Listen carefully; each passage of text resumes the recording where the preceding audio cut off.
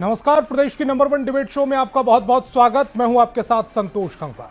बिहार विधानसभा चुनाव से पहले कानून व्यवस्था एक बड़ा चुनावी मुद्दा बन गया है। बीते 14 दिन में 35 हत्याओं की घटनाओं ने हर किसी को हैरान कर दिया। फिर चाहे आज बेगूसराय में हुआ गोलीकांड हो, फिर कल पटना सिटी इलाके में वकील जितेंद्र महतो की हत्या हो, नालंदा में जमीन विवाद में नर्स की हत्या, सीतामढ़ी में कारोबारी की हत्या, वैशाली में लापता युवती का शव बरामद होने जैसी घटनाएं कानून व्यवस्था पर सवाल उठा रही। विपक्ष के नेता तेजस्वी यादव इसे राज्य की कानून व्यवस्था को क्रिमिनल डिसऑर्डर बता रहे हैं, जबकि डिप्टी सीएम विजय सिन्हा इसके लिए आरजेडी को ही जिम्मेदार ठहरा रहे। उनका दावा है कि बीच में 2 बार थोड़े थोड़े समय के लिए महागठबंधन की सरकार बनी, तभी से अपराधियों के हौसले बुलंद हैं। वहीं डिप्टी सीएम सम्राट चौधरी का दावा है कि बिहार में कुछ आपराधिक घटनाएं जरूर बढ़ी हैं, लेकिन ये संगठित अपराध नहीं है और घटनाओं पर त्वरित कार्रवाई भी की जा रही है। जेडीयू नेता भी इन घटनाओं के पीछे चुनावी साजिश की आशंका जता रहे, जबकि विपक्ष हत्याओं पर लगातार सवाल पूछ रहा है। विपक्ष का आरोप है कि नीतीश सरकार केवल शराब पीने को ही अपराध मान रही है, जबकि पिछले 6 महीनों में लगभग 1240 हत्याएं हो चुकी हैं। ऐसे में आरोप प्रत्यारोप की राजनीति से इतर हमारा सवाल है कि नागरिकों की सुरक्षा की गारंटी कौन लेगा और लॉ एंड ऑर्डर पर साजिश वाली राजनीति क्यों गर्म है। सबसे पहले एक रिपोर्ट दिखाते हैं।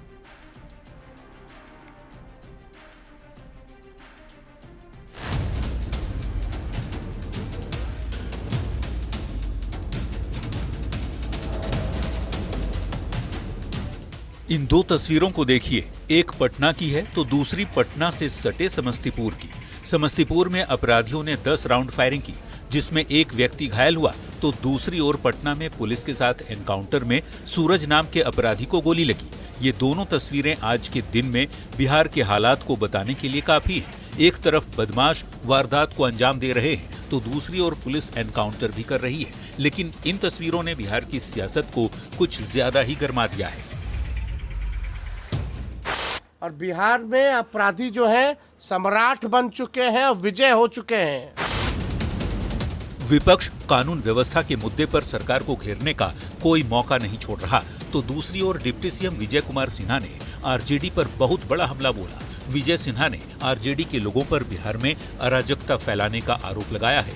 हालांकि विजय सिन्हा ने भी दावा किया है कि नीतीश सरकार में अपराधी बचेंगे नहीं, जरूरत पड़ी तो एनकाउंटर, बुलडोजर एक्शन के साथ ही संपत्ति जब्त भी की जाएगी।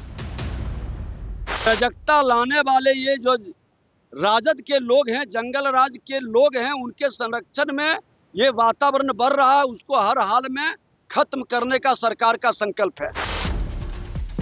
विजय सिन्हा की ओर से आरजेडी के लोगों पर बिहार में अराजकता फैलाने का आरोप लगाने पर आरजेडी की ओर से भी पलटवार किया गया है।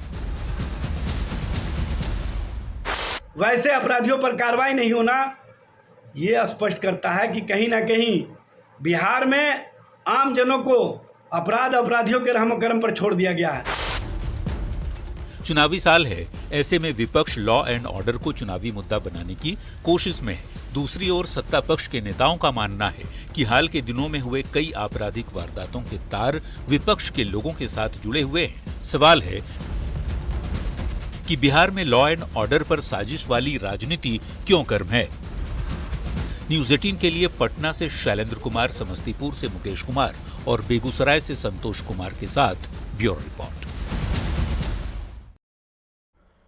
तो डिबेट की शुरुआत करें उससे पहले आज के सवालों पर आते। आज बहस बिहार की में हम पूछेंगे, बिहार में लॉ एंड ऑर्डर क्यों बिगड़ रहा है।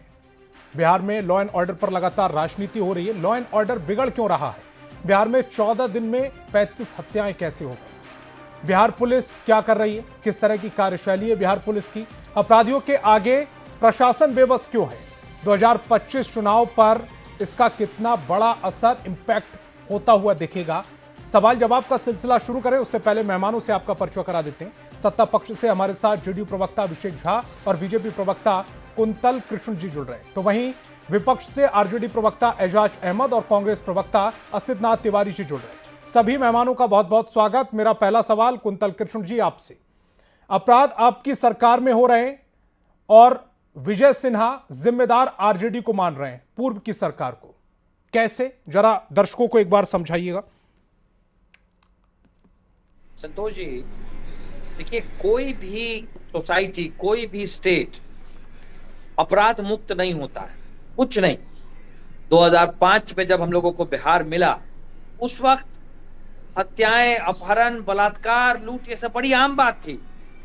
जिस दिन 10-20 हत्याओं की खबर नहीं आती थी, उस दिन लगता था कि आज कुछ मिसिंग है। और 2005 के बाद जब भारतीय जनता पार्टी और जनता दल यू की सरकार आई, एनडीए की सरकार आई, उसके बाद से अगर एक जगह भी कहीं कोई अपराध होता है तो वो सबके लिए चिंता का सबब हो जाता है। एक हत्या हो जाती है तो सिर्फ आपके सवाल नहीं, हमारे लिए भी वो सवाल हो जाता है कि भाई ऐसा हो कैसे गया। पर एक बात समझ में नहीं आ रही है, वैसे मैं सरकार को या लॉ एंड ऑर्डर को डिफेंड नहीं कर रहा हूं, मैं इसको बड़ा क्लियर बता देता हूं संतोष जी, आपको भी और हमारे विपक्ष के जो साथी बैठे हैं उनको भी। हत्या अगर एक भी हो रही है, लूट अगर एक भी हो रही है, तो हमारे लिए चिंता का सबब है, क्योंकि सुशासन की सरकार में ये सब होता नहीं था। ये तो लालू राबड़ी और राजद की सरकार की बातें होती थी। पर एक बात तो चिंताजनक है कि चुनाव जैसे जैसे नजदीक आ रहे हैं, आपराधिक घटनाएं बढ़ रही हैं। और उससे भी ज्यादा चिंताजनक ये है संतोष जी कि अपराधी जो पकड़े जा रहे हैं या अपराधी जिनका इनकाउंटर हो रहा है, सबके तार राजद से जुड़े हुए हैं।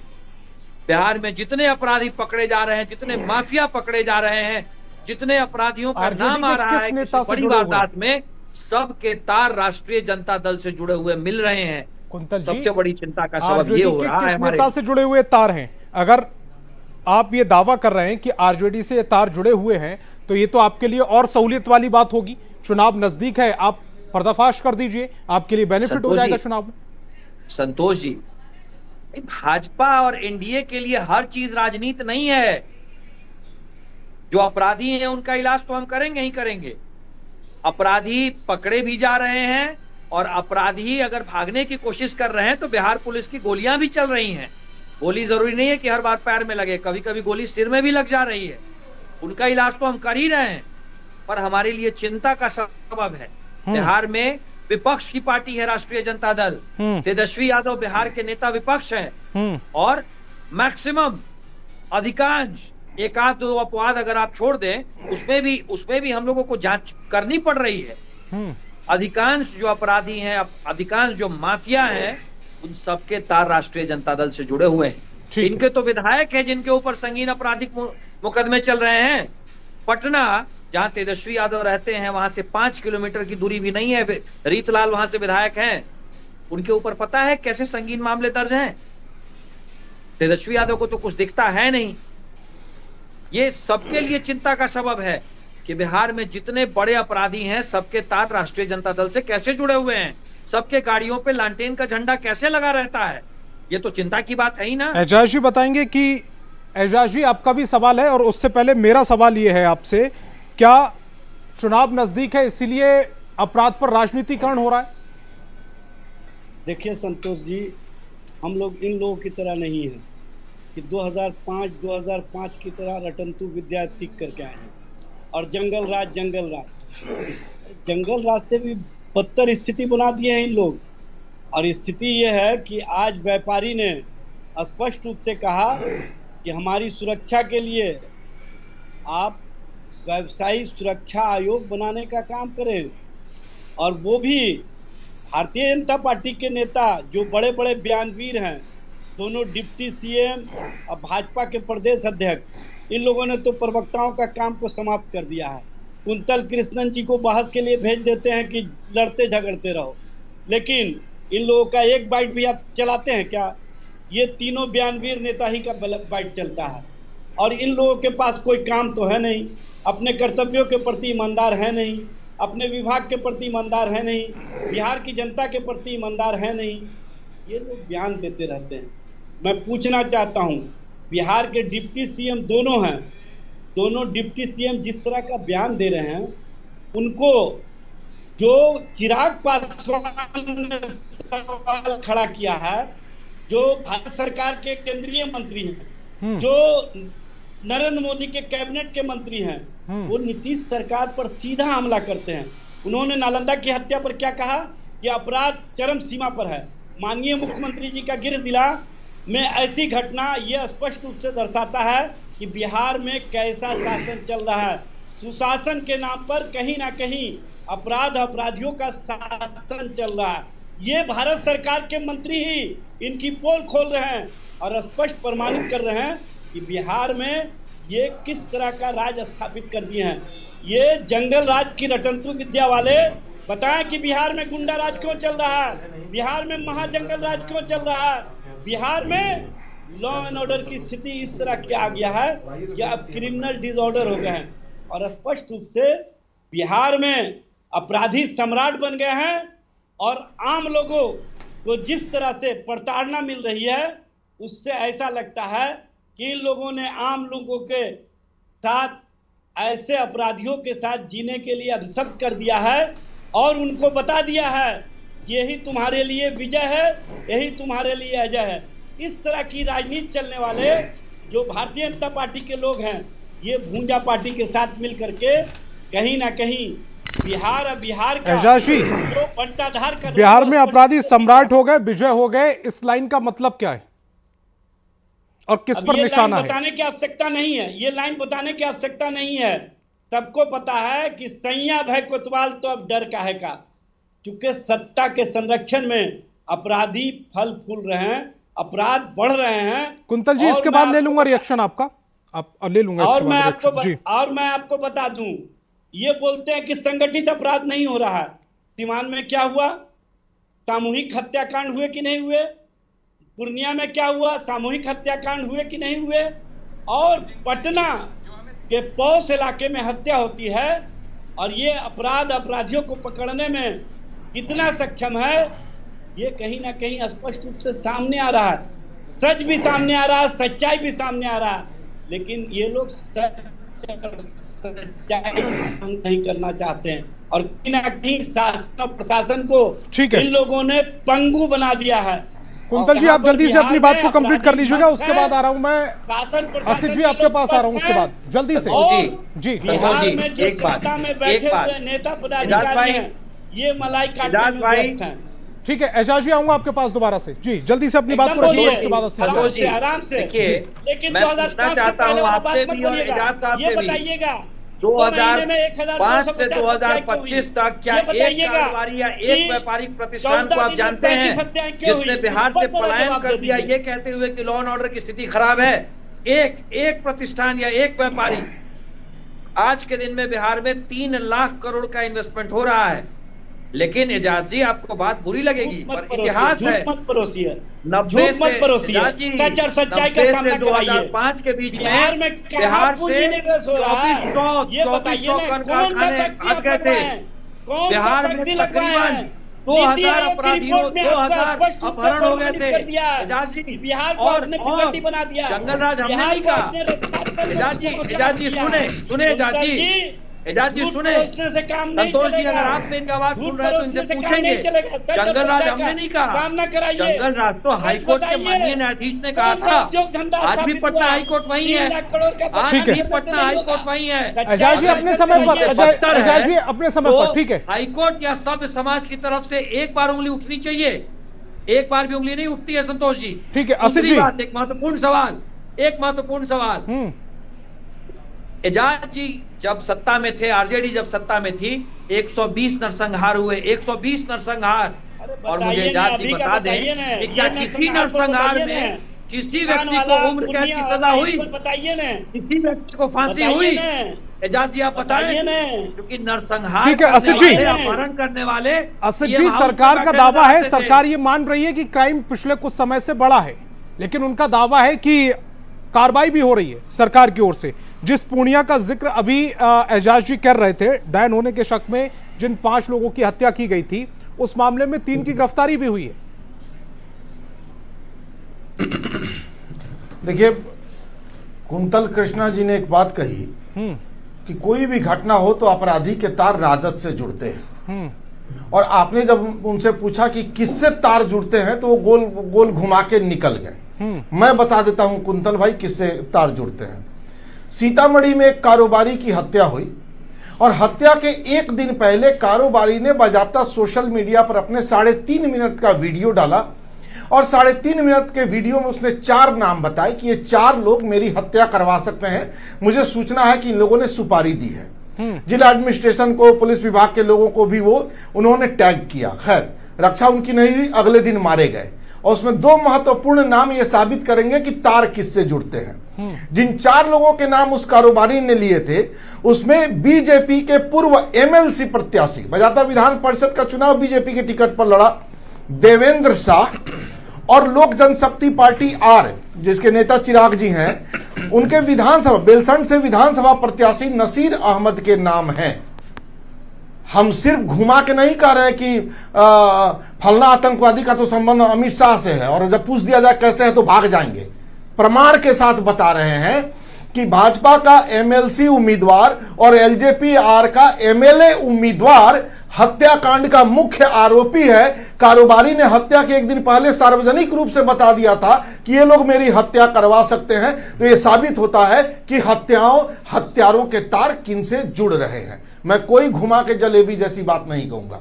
एक बात इन्होंने कही कि कौन सा, आप ही सिर्फ नहीं बोलिएगा कुंतल भाई, थोड़ी देर के लिए उंगली नीचे कर लीजिए, बाकी लोग भी बोलने ही आए हैं, आपको सुनने नहीं आए, दर्द हो जाएगा हाथ में, कि कौन कारोबारी बिहार छोड़ के भागा। जानकारी कम होती है तो आदमी कुछ भी बोल लेता है। 2010 में हाजीपुर में पंजाब के एक उद्योगपति आए और साइकिल फ्रेम बनाने की फैक्ट्री लगाई। 2010 में किसकी सरकार थी जरा बता दे? इन्हीं की सरकार थी। 1.5 साल बाद वो उद्योगपति भाग गया क्योंकि कहा कि यहां इतना एक्सटॉर्शन वसूला जाता है कि मैं फैक्ट्री क्या चलाऊंगा, और वो साइकिल फ्रेम की फैक्ट्री बंद हो गई।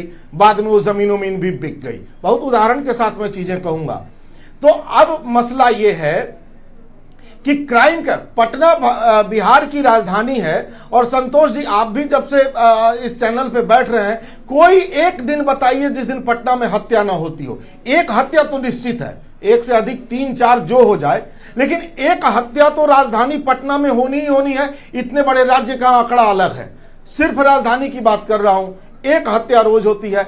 आपने क्या कर लिया? बड़े बड़े हत्याकांडों में आपने आरोपियों को ऐसे बचाया कि 1.5 साल बाद वो बाइज्जत बरी हुए, क्लीन इक्विटल मिला, मतलब निर्दोष बरी, क्योंकि आपकी पुलिस ने गढ़ी झूठी कहानी, किसी निर्दोष को पकड़ के जेल भेज दिया। दोषी तो था नहीं, सबूत लाते कहां से?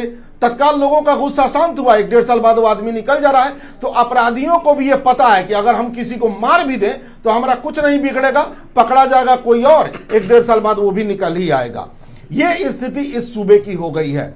आप स्पष्ट कीजिए कि इस गुंडा राज का संरक्षक कौन है? क्या बीजेपी का वो एमएलए प्रत्याशी? उसके खिलाफ आपने एक शब्द बोला अभी तक कि हाँ हमारी पार्टी का एमएलए प्रत्याशी अगर हत्या का आरोपी है तो हम पार्टी से बाहर करते हैं? नहीं, आप पूरी ताकत लगा के मामले को दूसरी तरफ घुमा रहे हैं कि सीतामढ़ी पर बात ना हो, क्योंकि आपका एमएलए प्रत्याशी मुख्य आरोपी है, क्योंकि आपके सहयोगी एलजेपी-आर का एमएलए प्रत्याशी, वो भी विधानसभा का चुनाव लड़ा है, उस हत्याकांड का मुख्य आरोपी है। क्यों नहीं बोल पा रहे हैं? कुंतल जी जल्दी से जवाब दीजिएगा, उसके बाद अभिषेक जी आ रहा हूं आपके पास।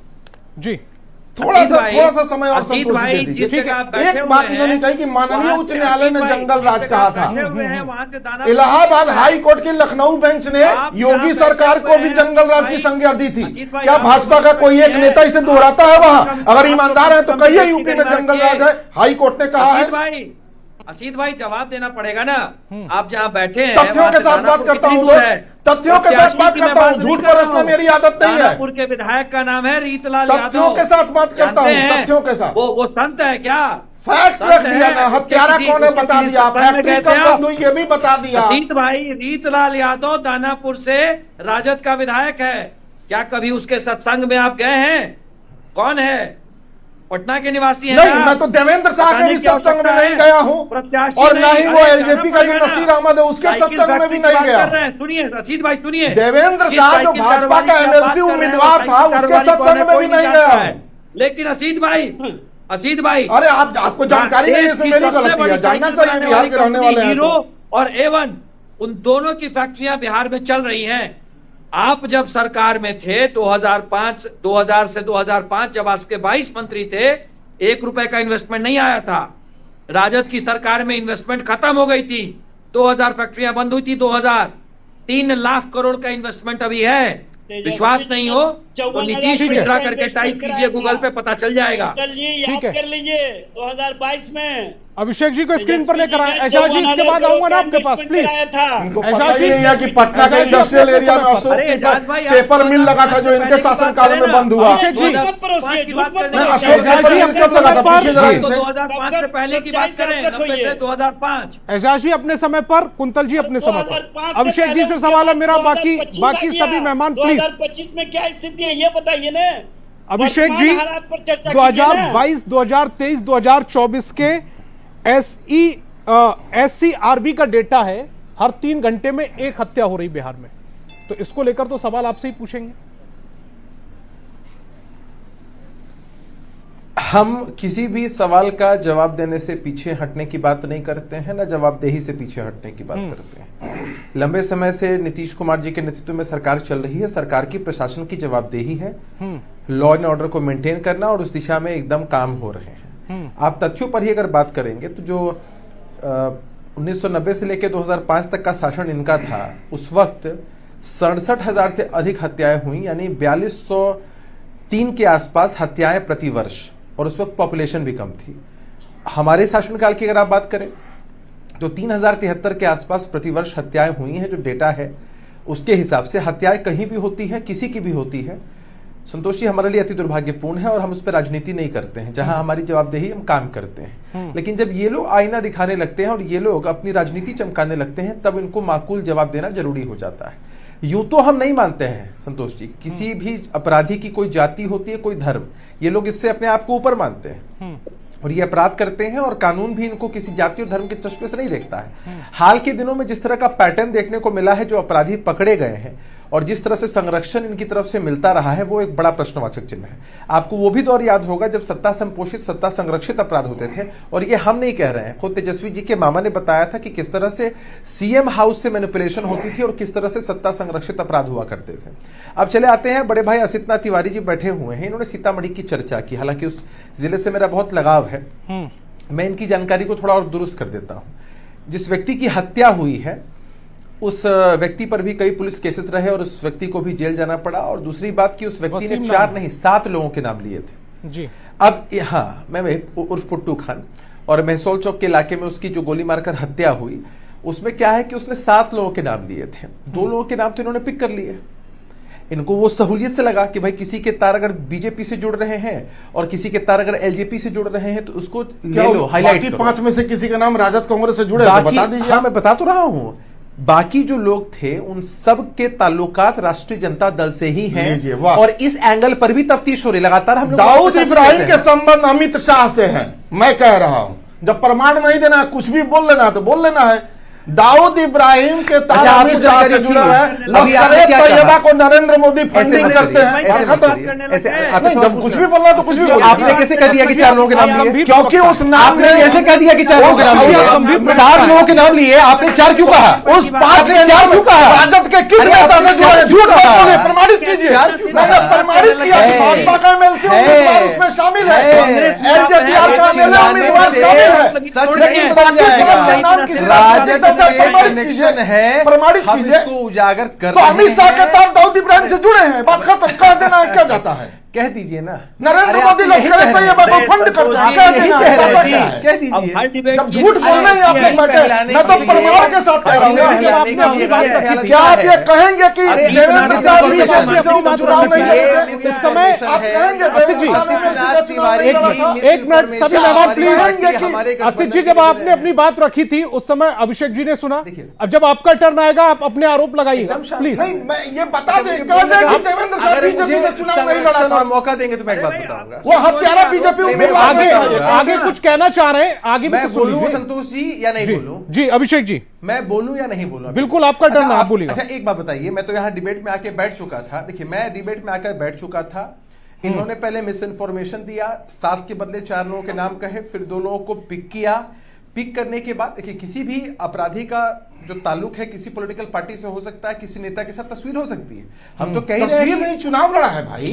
मैं बोलूं या आप ही बोलेंगे? तस्वीर नहीं, चुनाव लड़ा है, मैं भाजपा बोलूं के या आप ही टिकट पे लड़ा बोलेंगे? है। या डिबेट के डेकोरम खराब कर मैनिपुलेट मत कीजिए, मैनिपुलेट मत कीजिए। मुझे एक आदमी तो भाजपा से चुनाव लड़ा, जी आप गंभीर कहेंगे प्रवक्ता हैं, कभी आप इस तरह का व्यवहार जी, करते नहीं। मेरा पक्ष आपने है। कोई आरोप लगाया, ये मैं वो बोलूंगा। अपना जवाब तो देने मुझे दीजिए, उसके interrupt बाद नहीं आप करना। आरोप नहीं, ये क्लियर फैक्ट है कि वो कीजिएगा। चुनाव लड़ा है, भाजपा का उम्मीदवार है, बताइए, भाजपा आप का ठीक नेता सजा दे है। दीजिए। वो आगे की भाजपा बात का बता नेता रहे है हैं। वो। आप जाके सजा दे दीजिए।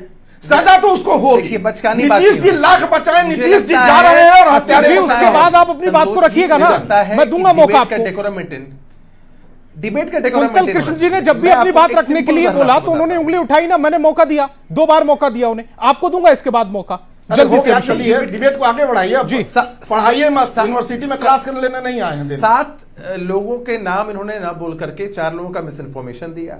उसके बाद 2 लोगों को पिक किया जिन लोगों ने चुनाव लड़ा है, जो भी फैक्ट से बता रहे हैं।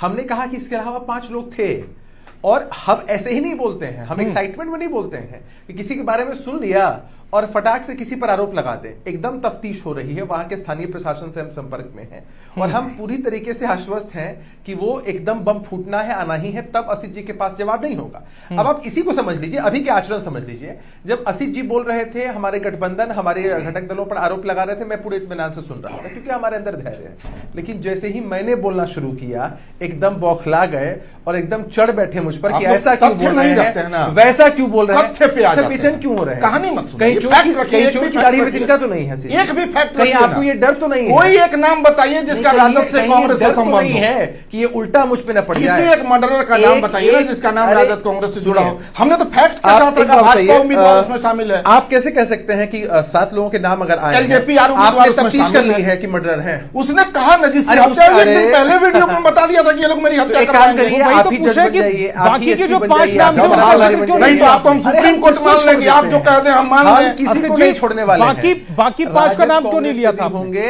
चुन चुन के सजा देंगे। अगर जदयू 7 का भाजपा से जिक्र भी किया, होंगे, 5 का नाम तो आपने नहीं देखिए, लिया। मैं मुद्दा ये है सुनिए, संतोष जी कि संतोष हम जी। किसी को डिफेम करने में विश्वास नहीं रखते हैं। अभी तफ्तीश चल रही है, जानकारी। अच्छा, इनको तो ये भी नहीं पता था कि 7 लोग हैं, ये तो 4 सब पता लोग था के मुझे, हैं। सब पता था। सब पता। चलिए वो तो निकल क्यों गया होगा बोला? मुंह से, 7 की जगह 4। देखिए, लेकिन ये सिलेक्टिव पॉलिटिक्स नहीं होनी चाहिए। ठीक है, Selective असित जी है, जल्दी से अपनी बात को रखिएगा। एजाज जी, पॉलिटिकल पार्टी के कुंतल जी, प्रवक्ता आप हैं। पॉलिटिकल पार्टी के हैं पॉलिटिकल उसमें। पार्टी के प्रवक्ता हैं, हम कोई प्रशासन के प्रवक्ता तो है नहीं, हम प्रशासन के प्रवक्ता नहीं है। प्रशासन को अपना काम करने दीजिए, उससे पहले नैरेटिव सेट करना गलत है इनकी तरफ से। संतोष जी, और असित जी, जहां जी। तार दिखते हैं वहां तो हम बोलेंगे जी, जहां असित तार जी। सामने आ जाते हैं हम बोलेंगे ही, और पूरी मजबूती से बोलेंगे। संतोष जी एक बात जी, कहूंगा जी, और इसको आर्काइव में रख लीजिएगा। जी, ये जो बीजेपी का पूर्व उम्मीदवार है देवेंद्र शाह, और ये बेलसंड से जो LJP का पूर्व प्रत्याशी है नसीर अहमद, अगर नीतीश जी की सरकार रह गई तो इन दोनों के खिलाफ पुलिस को कोई सबूत नहीं मिलेगा और ये बाइज्जत बरी होंगे। नीतीश कुमार ये धंधा हमेशा करते रहे हैं, भाजपा और जदयू के गुंडों को हमेशा केस में बचाते रहे हैं। ये बच जाएंगे, आर्काइव में रख लीजिएगा, छोटी सी बात है। लेकिन ये जो वो आरोप लगा रहे हैं कि 5 लोग जिनका ताल्लुकात RJD से है, उनको सजा मिलेगी फिर? मैंने कहा ना, बताइए ना, RJD में वो मेंबर हैं, उन्होंने चुनाव लड़ा है, वो जिलाध्यक्ष हैं, उपाध्यक्ष हैं, प्रदेश में है, वो RJD में क्या है। लेकिन हमने तो बताया कि एक बीजेपी का उम्मीदवार रहा है MLC का और एक LJP का उम्मीदवार रहा कृष्ण जी, है। आपके पास कोई कोई प्रमाण हो हड़बड़ाहट, तो झूठ बोलने को तो कोई कुछ भी पेशे बोल दीजिए कि अमित शाह, दाऊद इब्राहिम कोई हड़बड़ाहट नहीं, तो जब झूठ बोल रहा हो तो बोल दीजिए। हम अफर्मेटिव नहीं होते हैं। पुलिस और प्रशासन अपना काम कर रही है, सब जी। तक पुलिस काम कर रही होती तो औसतन 9 हत्याएं नहीं होती बिहार में। रीतलाल यादव, माननीय विधायक राजद अरुण यादव, अगर हमारे आरा के आसपास के दर्शक सुन रहे हो तो संदेश के एक बड़े संत हैं राजद से, अरुण यादव। 2 विधायक के नाम और नाम गिनाऊं असीत भाई, और नाम गिनाऊं सुभाष यादव, बड़े संत हैं, हाथ में घड़ी पहन करके गए थे तेजस्वी के साथ कॉम्बिनेशन करने। मोहम्मद शाहबुद्दीन साहब, तेजस्वी ने और 2 बड़े संतों के नाम लिए। आ रहा हूं, आपके पास आ रहा हूं एजाज जी, एजाज जी आ रहा हूं, इसके बाद तुरंत आपके पास आ रहा हूं। थे ना बड़े संत ये सारे स्वतंत्रता सेनानी रखे हुए हैं, उसका भी नाम भारतीय गिना दूं। जनता पार्टी या जनता दल यू से अगर किसी अपराधी व्यक्ति की कहीं से कोई संलिप्तता पाई जाती है तो हमारी सरकार उस पे ज्यादा कड़ाई से पेश आती है, क्योंकि राजद का कोई व्यक्ति अगर गुंडागर्दी कर रहा है तो उनका चाल चरित्र चेहरा है, लेकिन हमारे यहाँ इस तरह के लोगों के लिए कोई जगह नहीं है। राजद के विषय में ये बात आम है। आपके यहाँ ब्रिजभूषण शरण सिंह, वही आपके यहाँ ब्रिजभूषण शरण सिंह जैसे लोगों को संरक्षण मिलता है। आपके यहाँ क्या क्या मिलता है संरक्षण? उनका कहाँ बिहार से कनेक्शन है? एजाज भाई, हम बिहार की पॉलिटिक्स पर बात कर रहे हैं, आप उत्तर प्रदेश की पॉलिटिक्स में चले गए। देश भर के महिला खिलाड़ियों ने आंदोलन किया, महिलाओं ने आंदोलन किया, नहीं पूरा देश शर्मसार हुआ। महान संत संतोष है जी, सत्संग ये करने वाला मिसाल व्यक्ति है। है। कौन है? पूरा देश शर्मसार हुआ, लेकिन भाजपा के लोग शर्मसार नहीं रीतलाल हुए। यादव कौन है? अरुण यादव कौन है? अशमुद्दीन जिंदाबाद, शहाबुद्दीन जिंदाबाद कौन है? बड़े विचारक है ना। पुत्र को टिकट देकर के महिमा मंडित किया। कौन है रीतलाल यादव? और मैं बताता हूँ, बिहार में आइए ना, कौन बिहार है? में आइए ना, सत्संग करने के आरोप में तो जेल कहते है। थे कि ना किसी को आधा फंसाते पटना हैं, को ना किसी जिसने को दुर्दांत बचाते बना हैं। रखा था, इन्होंने आधा पटना अपने जिसके कारण राजनीतिक दहशत में हित था, के लिए उस आदमी का नाम है फंसाया रीतलाल भी यादव। और बाद में बचाया भी। अरे एजाज भाई, एक सवाल का तो आप जवाब नहीं दे पा रहे हैं। ले जाके मिलाया एजाज भाई, ये एक सवाल का जवाब, रीतलाल और यादव अपराधी गोपालगंज है या में नहीं? आप जो हाँ या ना में जवाब दे दे। सेनानी है, उसका भी नाम का चर्चा कर एजाज भाई, लंबी चौड़ी बात क्यों कर रहे हैं भाई? रीतलाल यादव आपकी नजर में अपराधी है या नहीं है? जो दिल्ली में एक रीतलाल यादव आपकी नजर में अपराधी है या नहीं है? सलाखों में थे। अरुण यादव आपकी नजर में अपराधी है या नहीं है? उन पर आप एक लाइन की बात बताएं। मंत्री बना दिए हैं। आप एक लाइन की बात बताएं। में भी बता देना। रीतलाल और अरुण यादव सहित के लोग जो आपके माननीय विधायक रहे हैं, वो अपराधी हैं। ठीक है कुंतल जी, ठीक है ठीक है। खुशबू आ नहीं सकती कागज के फूलों से, ये बात समझ लीजिए। आप लोग जो कमल का फिर वही समझा लीजिए, समझ लीजिए। रीतलाल यादव कौन है बता दीजिए। नहीं आएगा। अरे एजाज भाई, के फूल से खुशबू नहीं भाई, आता। रीतलाल यादव कौन है आप बता दीजिए। कमल तो कीचड़ में खिलता ही है। अरे रीतलाल यादव कौन है आप बता नहीं रहे भाई। कौन है रीतलाल यादव? अधिक तक अरे कौन है? अब क्या नहीं रोक पाने के लिए नाकाम कौन है ये बता दीजिए जरा। सकता है क्या? आप लोग तो कीचड़ में ही खिलते हैं। अरे और कीचड़ में ही पलते हैं, के विषय में पूछ रहा हूँ, आप जवाब नहीं दे पा रहे हैं। चरित्र है। रीतलाल यादव और अरुण यादव कौन है? चरित्र भी संत है, महात्मा है, बड़े विद्वान है, वैज्ञानिक है, कौन है? राजनीति करते हैं कौन है? ठीक है, अभिषेक जी को स्क्रीन पर लेकर आए। बता दीजिए ना। अभिषेक जी को स्क्रीन पर लेकर आए। अभिषेक जी, हम बड़े परिप्रेक्ष्य में बात कर रहे हैं, किसी एक घटनाक्रम पर यह पूरी डिबेट डाइवर्ट हो रही है। 14 दिन 35 हत्याएं, प्रशासन कहां है?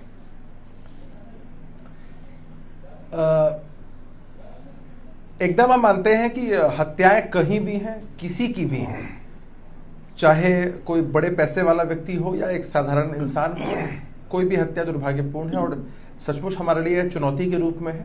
लेकिन आपने ये देखा है, अपराध के पैटर्न को समझिए संतोष जी। यूं सरकार के इकबाल पर, सरकार की मंशा पर ही सवाल उठाना, उसको कटघरे में खड़ा करना, ये गलत है। सत्ता संरक्षित अपराध नहीं होते, ऑर्गेनाइज क्राइम नहीं होते। आपसी रंजिश के बहुत सारे मामले आपको दिख रहे हैं।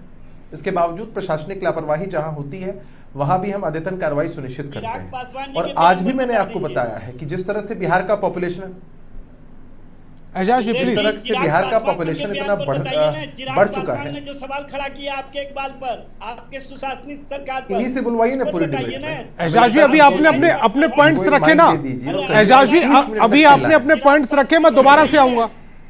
मेरे सवाल छूट जाते हैं, मुझे भी अपने सवाल पूछ लेने दीजिए। मैं भी संतुष्टि करने के लिए बैठा हूं अपनी। क्योंकि आप इन लोगों से सवाल नहीं करते हैं। अभी क्या सवाल पूछा मैंने? नहीं, मैं चीख के सवाल करूं तभी सवाल है। मैंने जितने सवाल किए उसमें से कौन से सवाल पर आपको ऑब्जेक्शन है? वो चिल्लाते रहेंगे। एजाज जी, मैंने जितने सवाल किए उनमें से कौन से सवाल पर आपको ऑब्जेक्शन है? कौन सा ऐसा सवाल है जो कम चुभने वाला है? आप चिराग पासवान का नाम लेकर के पूछिए। मैं पूछूंगा, अभी पूछ लूंगा। पहले चिराग पासवान पर जवाब दे दीजिएगा। अभिषेक जी, सबसे पहले इनकी संतुष्टि के लिए चिराग पासवान पर जवाब दीजिएगा, उसके बाद मेरे सवाल पर जवाब दे दीजिएगा। जी देखिए, मैं तो आपके सवालों का जवाब देने के लिए आया हूं, भाई इनकी संतुष्टि के लिए तो आया नहीं हूं। नहीं, मैं उसको कोट कर देता हूं। चिराग पासवान ये पूछ रहे हैं कि बिहारी अब कितनी और हत्याओं की भेंट चढ़ेंगे। ये तो आपकी सरकार में एकदम। तो पहले मैं जो पहली बात आपसे कह रहा था उसको जरा कंप्लीट कर लूं। जी, जवाबदेही हमारी बनती थी, लेकिन सरकार की मंशा और इकबाल पर सवाल उठाना गलत है। और अगर आप पॉपुलेशन के हिसाब से आंकड़ों को देखेंगे प्रतिवर्ष, तो आज भी उस पर गिरावट है, इसमें कोई कमी नहीं है। आज भी अपराध के मामले में बिहार 19वें नंबर पर इस देश के अंदर है। खैर ठीक है, जवाबदेही हमारी बनती है, हम जवाब देंगे। रहा सवाल चिराग पासवान जी के बयान का, तो लोकतंत्र में अभिव्यक्ति की आजादी सबके पास है। हमारे सहयोगी भी बोल सकते हैं, हमारे विरोधी भी बोल सकते हैं, कोई भी अपना कंसर्न जाहिर कर सकता है। हम जब गठबंधन में होते हैं तो कलेक्टिव रिस्पॉन्सिबिलिटी होती है, इसमें भी कोई शक और शुबा नहीं है। चिराग पासवान जी की पार्टी एक बहुत छोटे कालखंड के लिए हमारी सहयोगी के रूप में बिहार की सरकार में रही है। नीतीश कुमार जी के चेहरे पर, नीतीश कुमार जी के नेतृत्व में विभिन्न पार्टियां विभिन्न कालखंडों में विभिन्न गठबंधनों के स्वरूप में हमारे साथ रही हैं, लेकिन क्राइम और क्रिमिनल्स के साथ जो नो कॉम्प्रोमाइज की नीति है वो शुरू से लेकर अब तक बनी हुई है। चिराग पासवान जी अपनी बातें कह रहे हैं, उनको कहने दीजिए, कोई किसी को रोक तो सकता नहीं है, वो अपने कंसर्न को जाहिर कर रहे हैं। हम सरकार में हैं, हमारी एक कलेक्टिव रिस्पॉन्सिबिलिटी, हमारी एक जवाबदेही बनती है, उसके हिसाब से हम लोग काम कर रहे हैं, आगे भी काम करते रहेंगे। हमने आपको शुरू में ही कहा है कि हमारे नेता इस बात की परवाह नहीं करते कौन क्या बोल रहे हैं, वो काम करने में विश्वास रखते हैं और काम करते ही रहेंगे। अब ये राजद वाले चिल्लाते रहे या कांग्रेस वाले चिल्लाते रहे, उससे क्या फर्क पड़ने ठीक है। असित जी, मेरा सवाल आपसे ये है कि जितनी भी, मैं 14 दिन की ही घटनाक्रम को अगर ले लूं तो 14 दिन में 35 हत्याएं, ये मैं डेटा लगातार अपनी स्क्रीन पर भी चला रहा हूं और आपके जितने भी बड़े नेताओं के बयान हैं उनको भी स्क्रीन पर चला रहा। तो मेरी जो मंशा पर सवाल उठाए जा रहे हैं वो उसको लेकर मैंने अपनी दलील दी। मेरा सवाल ये है कि नहीं, आपने नहीं उठाए, मैं जानता हूं आपने नहीं मंशा पर सवाल नहीं उठा। असित नाथ जी, मेरा सवाल यह है कि 14 दिनों में 35 जो हत्याएं हुई हैं उनमें ज्यादातर हत्याएं वो नहीं हैं जो आपसी रंजिश में हुई हैं या पारिवारिक विवाद में हुई हैं या जमीन को लेकर वो किसान सो रहा था, चोर आए, ट्यूबवेल पर नजर थी, ऐसी आशंका पुलिस जाहिर कर रही है और हत्या कर गई। ज्यादातर हत्याएं उसी तरह के पैटर्न पर हुई हैं। तो हत्याएं तो रंजिश में ही होती हैं, दुश्मनी में ही होती हैं। हत्याएं और क्यों होती हैं? पहले किसी और काम के लिए होती थी क्या? आजकल दुश्मनी में हत्याएं होने लगी हैं, पहले मित्रता में हत्याएं होती थी। ये तो अजीब लॉजिक है भाई कि आपसी रंजिश में हत्याएं हो रही हैं। पहले दोस्ती में, तो मैं जवाब दे दूं, बोल लीजिएगा, पहले दोस्ती में हत्या होती थी, अरे दोस्त तुम तो बड़े अच्छे आदमी आओ तुम्हारी हत्या कर दूं। ये क्या लॉजिक है भाई? हत्याएं रंजिश में ही होती हैं। और ये कह रहे हैं सरकार संरक्षित अपराध नहीं है, तो संतोष जी एक बहुत बड़े संत हैं राजू सिंह जी, उन पर हत्या के मामले दर्ज हैं, उन पर अपहरण के मामले दर्ज हैं और वो नीतीश सरकार में मंत्री हैं, नीतीश जी के बहुत प्रिय हैं। हत्या के आरोपी, अपहरण के आरोपी महान संत राजू सिंह जी नीतीश सरकार में मंत्री हैं। जिस कैबिनेट में ही हत्यारा बैठा हो, अपहरणकर्ता बैठा हो, वो कैबिनेट कहे कि हम अपराध पे जीरो टॉलरेंस की हमारी नीति है, इससे बड़ा झूठ क्या हो सकता है? कोई मुझे बता दे। और हत्याएं दुश्मनी और रंजिश में ही होती हैं। और जो आप आंकड़े बता रहे हैं, अगर उसी को मैं जोड़ूं, मैं अक्सर कहता हूं 9 हत्याएं रोजाना हो रही हैं, आपके आंकड़े बता रहे हैं कि 8 हत्याएं रोजाना हो रही हैं। इसके लिए सम्राट अशोक जिम्मेदार हैं, चंद्रगुप्त मौर्य जिम्मेदार हैं। यह सरकार तो कतई जिम्मेदार नहीं है, क्योंकि यह सरकार जिम्मेदार है ही नहीं। जो सरकार ही पूरी तरह से गैर जिम्मेदार हो, उससे लॉ एंड ऑर्डर की जिम्मेदारी कैसे संभलेगी भैया? हम तो कहीं नहीं सरकार जिम्मेदार नहीं है, क्योंकि सरकार ही गैर जिम्मेदार है। और जिस सरकार में जदयू के मुख्य प्रवक्ता कह चुके हो कि सीएम को अंधेरे में रख के काम हो रहा हो, उसमें हम सीएम को दोष भी नहीं दे सकते, क्योंकि उनको तो अंधेरे में रख के सारा काम हो रहा है। जिस सरकार में बिहार का एक एक आदमी कह रहा है कि मुख्यमंत्री का मानसिक स्वास्थ्य ठीक नहीं है, हम उनको आरोपी कैसे मान ले? अगर मान ले कि वो मानसिक रूप से बीमार है तो उनके प्रति दया का भाव है, तो इसलिए मान लिया जाए कि बिहार में रोजाना 8 हत्याएं आपसी रंजिश में हो रही हैं, जो पहले मित्रता में हुआ करती थी। और इसके लिए सम्राट अशोक जिम्मेदार हैं, चंद्रगुप्त मौर्य जिम्मेदार हैं, क्योंकि एक गैर जिम्मेदार सरकार को जिम्मेदार ठहराया भी नहीं जा सकता, एक निकम्मी सरकार को काम के लायक माना भी नहीं जा सकता। सही बात यही है। असित तिवारी जी, आपसी रंजिश का मतलब मेरा यह है कि आपसी विवाद में जो अगर कोई एक दूसरे का किसी से विवाद है, उसमें हत्याएं हो गई, उस हत्याओं का डेटा मैं दे रहा था आपको। मेरे भाई, मैं संगठित अपराध की बात, और जो सम्राट चौधरी ने कहा था कि संगठित अपराध नहीं है, अपराध हो रहा है, उसी बात को मैंने आगे बढ़ाया था। आपने उस मतलब एक अगर शब्द को, संगठित अपराध है तो इसे क्राइम मानेंगे, और असंगठित अपराध है तो इसे अपनी उपलब्धि मान रहे हैं क्या? हत्या हो गई मेरी, संगठित हुई असंगठित हुई, जिसकी हत्या हो गई उस पर यह व्याख्या कीजिएगा। आते हैं वहां इनके साथी राष्ट्रीय जनता दल के एक बड़े नेता हुआ करते थे, भागड़ यादव, याद है ना शीत भाई? भागड़ यादव अभी का बताइए ना, याद है ना? अभी गोपालगंज के वो राजद में नहीं थे भाई। भागड़ यादव कब राजद में थे? बेटा भी राजद में, बेटा है, उनका बेटा भी राजद में, कभी राजद में नहीं था भागड़ यादव, कभी नहीं था। कर रहे हैं रीतलाल क्यों? यादव कौन है? अब चलिए राजा अब भागड़ यादव कब था? सीरियस राजद बात में कर कभी लेते नहीं हैं। था। संतोष जी, हमारी सरकार में अगर एक भी हत्या होती है, एक भी लूट होती है, कहीं पे एक भी छिनताई होती है, हमारे लिए चिंता का विषय है और पूरे बिहार के लिए चिंता का विषय है। इसलिए कि भाजपा और नीतीश कुमार की सरकार में अपराध हो ये किसी को मंजूर नहीं है। ऐसा रेपुटेशन हमने बनाया हुआ है। और आप जो बात बता रहे हैं कि पिछले 14 दिन में 30 के करीब हत्याएं हुई हैं, चाहे किसी कारण से हुई हो। वैसे अमूमन 42 घंटों के अंदर पुलिस ने उन हत्याओं को क्रैक किया है। पिछले 14 दिनों में 3-4 इनकाउंटर भी हुए हैं। पिछले 14 दिनों में 25 लोग गिरफ्तार भी हुए हैं, पर मैं उन पे नहीं जाऊंगा। मैं कोई डिफेंड करने नहीं बैठा हूं। अगर अपराध है तो है, ऐसा हुआ है तो ये हमारे लिए चिंता का विषय है और इसीलिए हम आज बहस कर रहे हैं। असीत भाई आपके जो साथी हैं ना, और आप भी उस सरकार में होते थे, आपके यहाँ 10-20 हत्याएं जिस दिन नहीं होती थी ना, उस दिन डिबेट होती थी कि भाई आज तो 15-20 हत्याएं नहीं हुई, आज तो 2-4 ही हत्याएं हुई हैं।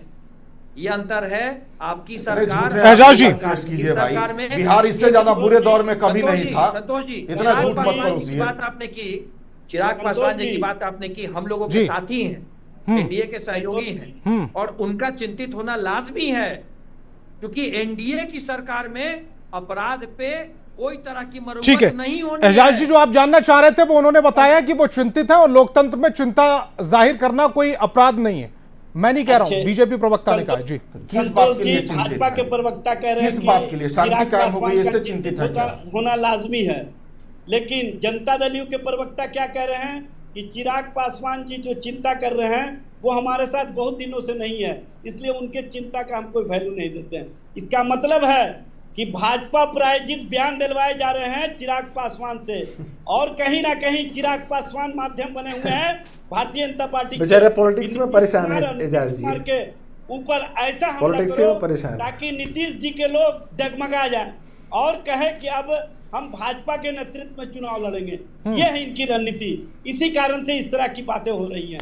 और अभी आपने कहा, मैं जवाब दे दूं, कि आपसी रंजिश आ रहा हूं, इसके बाद आ रहा हूं। जी संतोष जी, मैं पूछना चाहता हूं आप ही से, गोपाल खेमका जी की हत्या क्या आपसी रंजिश में हुई? मैं पूछना चाहता हूं आप ही से, विक्रम झा जी की हत्या, जो एक मॉड चलाते थे, उनकी हत्या हुई क्या आपसी रंजिश से हुई? जो बालू व्यवसायी की हत्या हुई रामाकांत यादव की, क्या वो आपसी रंजिश में हत्या हुई? इस तरह से जो प्रायोजित हत्याएं हो रहे हैं और कहीं ना कहीं सत्ता के संरक्षण में हत्याएं हो रहे हैं और हत्यारे पकड़े जा रहे हैं, उसमें कितनी सच्चाई है तह तक आप जाएंगे ना तो सारी बात सामने आ जाएगी। सच तो यह है कि ये लोग अपराधियों को संरक्षित करने वाले लोग हैं और शासन और प्रशासन का मनोबल तोड़ने वाले लोग हैं। शासन और प्रशासन को इस तरह की स्थिति में पहुंचा दिए हैं कि अब कहीं ना कहीं शासन और प्रशासन के लोग ये मान चुके हैं कि हमको अपनी नियति हो गई है कि काम करना है, उसके अलावा ये काम नहीं करने देते हैं। ये स्पष्ट रूप से दिखता है। आखिर क्या कारण है कि जिसके संबंध में कहते थे कि ना फंसाते हैं ना बचाते हैं, वो 200 राउंड गोली चलाते हैं और अपनी इच्छा पर गिरफ्तारी देते हैं। मुख्यमंत्री के साथ बैठ करके गलबैया करते हैं एक अन्य मार्ग में, और इनको जरा सा तकलीफ नहीं होता है। इनको अपराधियों को महिमा मंडित करने का कहीं से गुमान नहीं होता है। इनको तो सिर्फ और सिर्फ वो नाम चाहिए, हो गया। अब कितने दिन कहीं ना कहीं इनको आसानी से राष्ट्रीय जनता दल, ठीक है अभिषेक जी जवाब दीजिएगा, एक एक पॉइंट का जवाब दीजिएगा, जोड़ने का मौका दे।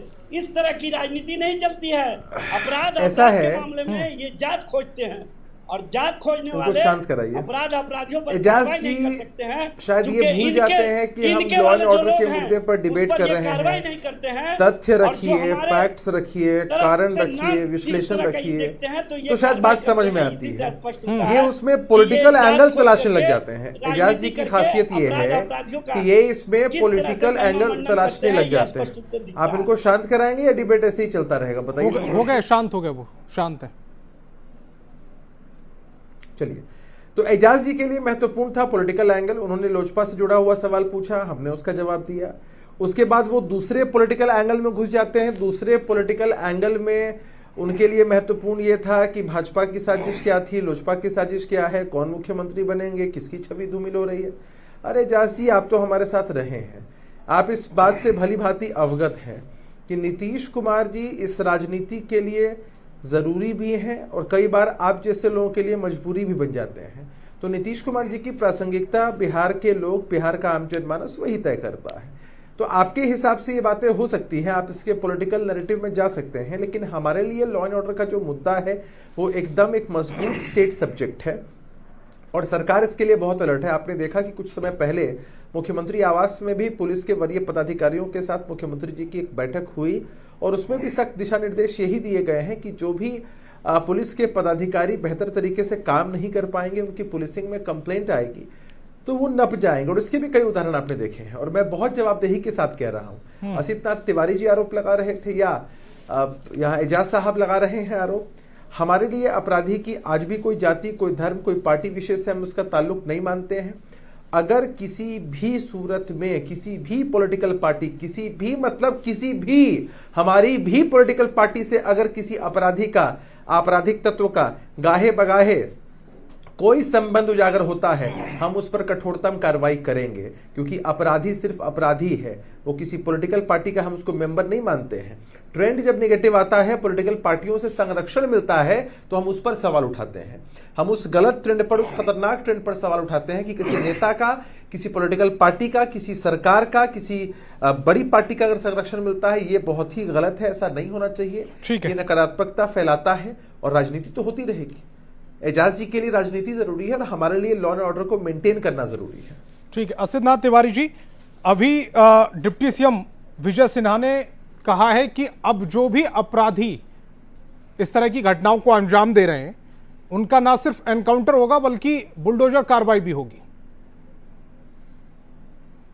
संतोष जी, अभी जब आपके साथ मैं चर्चा कर रहा हूं, आप ही के चैनल पर लोअर ब्रेकिंग में खबर चल रही है कि नवादा में 2 सगे भाइयों को घेर कर चाकू मार दिया गया। पटना से एक निजी बैंक के बड़े अधिकारी कल रात से ही लापता हैं। ये दोनों अभी खबर मैंने लोअर ब्रेकिंग में आपके यहाँ देखी। 2 सगे भाइयों को चाकू मार दिया गया इसी दौरान। इसके लिए भी सम्राट अशोक जिम्मेदार हैं, इसके लिए भी चंद्रगुप्त मौर्य जिम्मेदार हैं, क्योंकि ये सरकार जिम्मेदार हो ही नहीं सकती, क्योंकि ये सरकार गैर जिम्मेदार है। इसलिए इस गैर जिम्मेदार सरकार से जिम्मेदारी की उम्मीद नहीं कर सकते। रही बात विजय सिन्हा जी की, बाल बुद्धि आदमी है, अंड बंड संट बोलते रहते हैं, रोजाना कुछ न कुछ उठपटांग बोलते हैं। उनकी सुनता कौन है? अपने विभाग का आदमी तो सुनता नहीं है। नीतीश कुमार के विभाग का आदमी सुन लेगा, गृह विभाग का। उनके अपने विभाग के अधिकारी उनकी नहीं सुनते, और गृह विभाग नीतीश जी का विभाग है, वो सुन ले रहे हैं विजय सिन्हा की बात।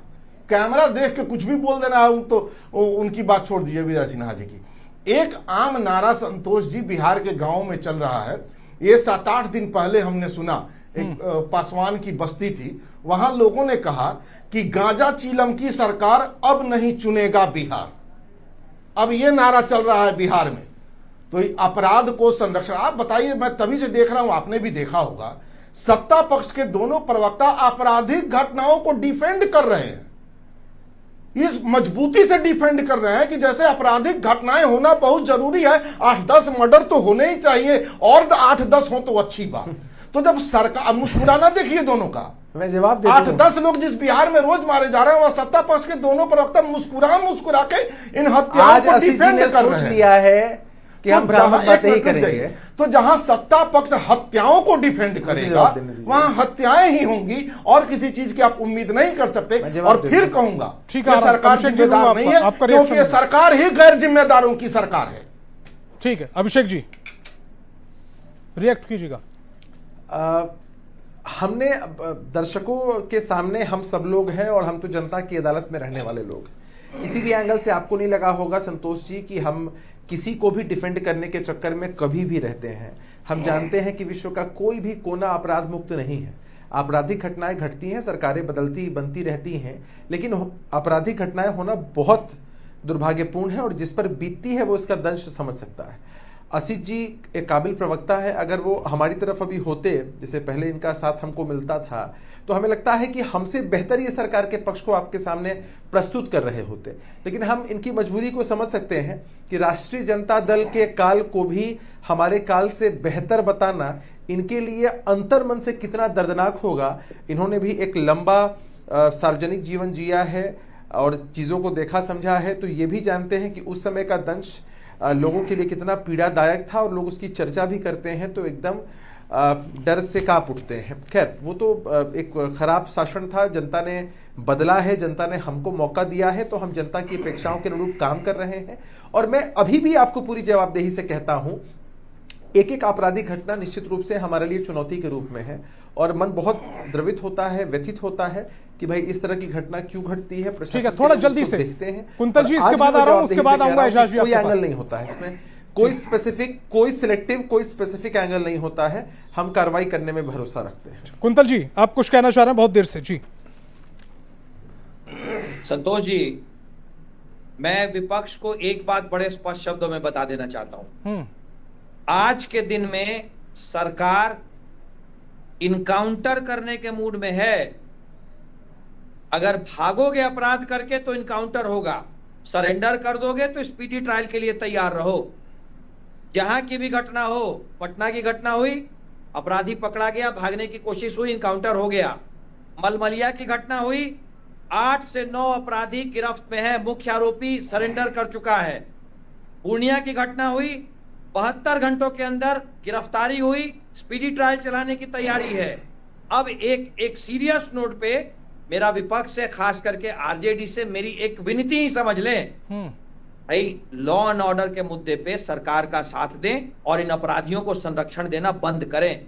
रीतलाल और अरुण यादव जैसे लोगों का संरक्षण देना बंद करें, वो अपराधी हैं। ठीक है एजाज जी, जल्दी से अपनी बात को रखिए। बनाए तो शमशान घाट पे है, उनको डिफेंड मत करें। एजाज जी, देखिए संतोष जी, महात्मा गांधी ने कहा था कि अगर आप किसी को गुड़ खाने से मना कर रहे हो तो स्वयं गुड़ खाना छोड़ना होगा। ये भारतीय जनता पार्टी के और जनता दल यू के दोनों जो काबिल प्रवक्ता बैठे हुए हैं, पहले ये बताए कि जिनको फंसाते और बचाते में ये अपनी पूरी जिंदगी गुजार दिए, उनको कब बाहर करेंगे। और जो गोपालगंज वाले हैं, जो भागलपुर वाले हैं, और जो इनके मंत्रिमंडल में बैठे हुए अपराधी हैं, उसको कब बाहर करेंगे। और किस तरह से ये सरकार चला रहे हैं, इसका मिसाल तो इनके मुख्य प्रवक्ता, जनता दल यू के मुख्य प्रवक्ता ही ने दे दिया। अगर आपके मुख्यमंत्री जी को अंधकार में रखा जा रहा है। अच्छा बता दीजिए, राष्ट्रीय अध्यक्ष, सजा याफ्ता राष्ट्रीय अध्यक्ष कब बदलेंगे? अवस्था में रख करके भारतीय जनता पार्टी सजा याफ्ता राष्ट्रीय अध्यक्ष को कब बदलेंगे? संतोष जी, अगर आप अलाउ करें तो 30 सेकंड एक महत्वपूर्ण बात जल्दी से अपनी बात को रखिएगा। आसिफ जी, आ रहा हूं आपके पास, जल्दी से 20 सेकंड में अपनी बात को रखिएगा। कुंतल जी, कुंतल जी, मेरे पास समय बहुत कम है, आसिफ जी के पास भी आना है। लाल और अरुण यादव जैसे लोगों को संरक्षण देना बंद करें। आप भी कृपया नाम बताएं, आप कृपया करके प्राइम टाइम पे नाम बताएं कि किसकी बात आप कर रहे हैं। ठीक है आसिफ जी, जल्दी से अपनी बात 20 सेकंड में। नाम मैं तो नाम लेके आसिफ जी, देखिए बहुत स्पष्ट जानिए, महान संत महान संत सुनील पांडे का संबंध किस पार्टी से है ये बता दें।